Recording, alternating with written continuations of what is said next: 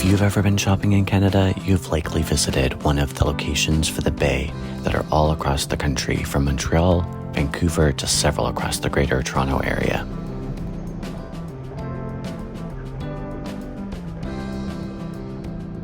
The company has been around for 352 years, with their first department store in Winnipeg opening in 1881.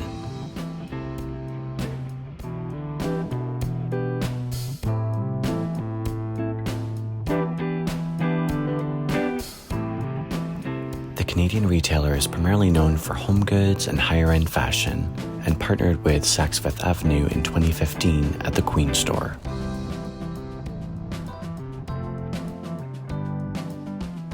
The Queen Street store went through a massive renovation that included updating the sky bridge that connects it to the Toronto Eaton Centre across the street.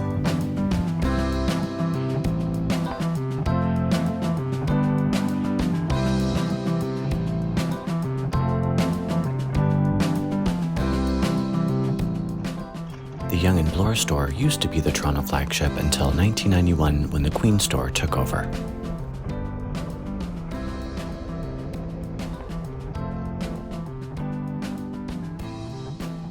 The store is now set to close May 31st, 2022, after being in business for almost 50 years.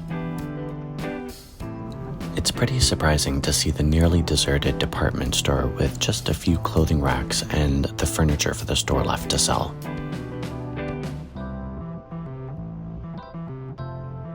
The store suffered during the lockdown, with shoppers unable to visit in person and was unable to keep up with their rent, unfortunately, like many retailers in the area. Now, 3 of the 4 corners at Yonge Bloor will be taken over by condos.